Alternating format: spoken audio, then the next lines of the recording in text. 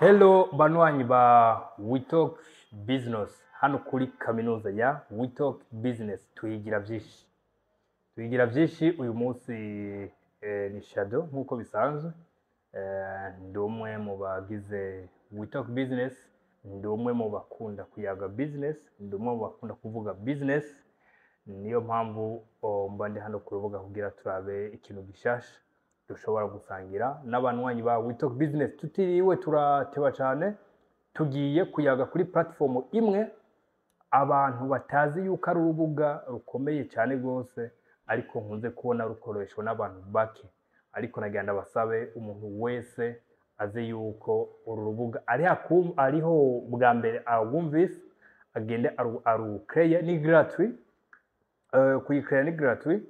Ikindi naco resemblance bisaniye n'izindi mbuga nuko guposta keshi, ariko tugira turabe les avantages yo gukoresha iyo platform. Ngira ndababwire nico tuma ugira performance nziza kuri ubwo rubuga. Ati ubwo rubuga ninde? Ni LinkedIn. LinkedIn ni urubuga rumeze gute? Ngo dufashe iki mu buzima bw'uyu munsi? Mbega n'urubuga rushobora kuba wabayeho kuva ryari? LinkedIn ni platform ishobora gutuma wewe umenyekana ivyo ukora. Kavuga ni jewe ndakora marketing runaka, jewe ndamamaza ibintu runaka. Naka ashaka kuguha akazi ntiyirirwa araraba CV zindi za exterieur. Wowe urififi yuko araba kuri rwa rubuga rwa LinkedIn, akaraba amazina yawe, akaraba yuko ruri verified. Ruzoba verified ryari? Igihe wahejeje kurukeya ugaverifya account yawe ukoresheje swat passport cyangwa ugakoresha drive license. Donc ivyo byose nibica bituma rero wa muntu aguha akazi k'ico kintu ushoboye byihuse. Mugende abantu bashobora kuba bari basanzwe barumenyereye urubuga rwa LinkedIn mukeye ama account, bizotuma donc naka ashobora kuguha akazi. Ni wavuga ni okay, moi je suis entraîneur ari rentable, umuntu agashobora kuguha imitahe yiwe yamaze kubona performance zawe hariya kuri LinkedIn. Ushobora kuvuga ni jewe ndakora dropshipping, ugasanga burya bushobozi bwawe ushoboye muri cya gikorwa cyawe, ugasanga waramaze kugenda ukabwerekana cyane rwose kuri ruya rubuga rwa LinkedIn. Umuntu aza kuca aza akakwitura yamaze kubona icyo ushoboye, bikaca bituma avuga nti ndakurokrise mu gikorwa ciwanje. Nagira ndakubwira yuko ama company menshi uyu munsi kugira arondere abantu bakora marketing, abantu bashoboye ibintu runaka, abantu bakorera kuri za freelance, kugira barabe umuntu yuko ashoboye batiriwe baragenda hariya muri za Fiverr na hehe, babanza kugenda kuraba account yawe ufise kuri LinkedIn, bakaraba performance yawe ingene zimeze.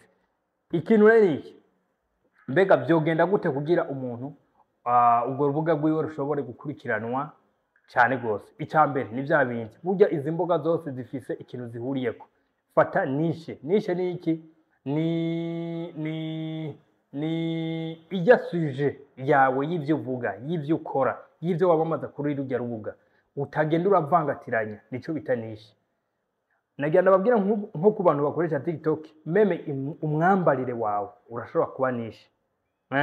Ukuntu wambara misi yose muri aya video yawe birashobora kuba niche. Donc nimba uvuga nti jewe mvuga ibya football, fata ivyo nyene aba ari byo umenyekanako. Hamubuza kugana urubuga rwawe uvuga nti ngiye kuraba abakinyi bashasha bavuye muri iyi migwi baje handi, ndabibonera kuri urubuga rwa naka. Ico nico bita niche. Nshobora kuvuga nti jewe mvuga ikintu cyose kiri update, jewe mvuga ku ngwana ziriko zireba ngaha kwisi. Wowe ukavuga ivyo nyene, ibijanye n'ivyo nyene udahindura.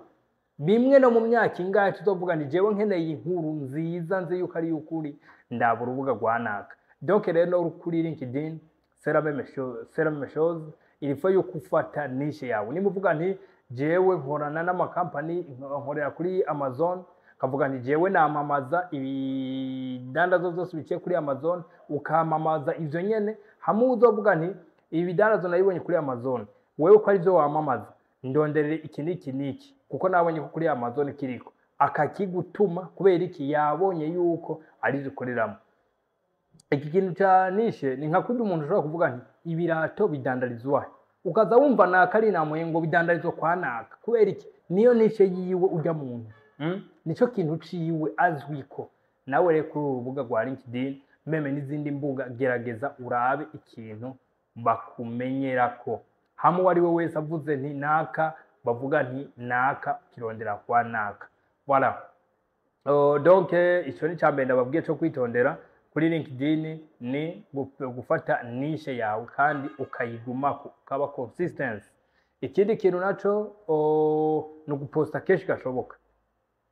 Guposta kenshi gashoboka, kuvuga ngo posting kama foto gusa, no, ushobora gupostinga amajambo, ushobora kuba n'umuconseiller financier. Donc ivyo byose ni ibintu ushobora gufata umurongo, hamwe umuntu azovuga nti ndashatse gutumira naka muri conference, akavuga nti narabonye umuntu atanga ama conseil financier, reka ndamutumire kuko narabonye yuko. Donc nibwo bushobozi bwiwe, nivyo bintu biri muri we. Voilà. Donc ugasanga naka bamutumiye mu Faransa, bamutumiye hehe, kubera iki nivyo bamuziko, baravye ya puissance afise kuri gwa rubuga rwiwe rwa LinkedIn. Mvuze ibintu bibiri, icyambere ni gufata niche yawe, ikindi cya kabiri ukaba consistent mu guposta, ugaposta kenshi gashoboka.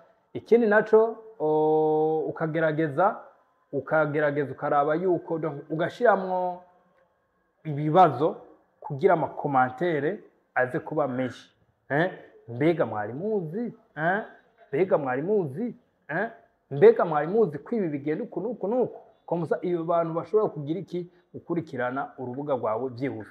Nagira ndababwira yuko abantu bafise ama account ari afise amezi 5, akuja amezi 5, afise ababoni 100, afise ababoni 500, amajana ngahe, uyu munsi ugo rubuga nakarashobora kurukugurira kugira agende kurukorerako ibi nibi, kubera ugasanga ari karagenda araguha amahera kundu canke ku kwezi. Kubera iki hariho ibintu vyinshi izi mbuga za LinkedIn bariko barazikoresha, kuko nakari igihe acagenda akakuyitirira, akavuga ni jewe naka, ukasanga rero company runaka ivuze nti nyamamariza iki kintu ndaguhaya mu kwezi, ni wagipost inshuro zingahe nzoba naguhaye aya, ukasanga ati naka naruguriye nzomuha $25, nanje naka ndiko ndamamariza ibintu azoba yampaye nka $100. Urumva yuko haba harimo inyungu.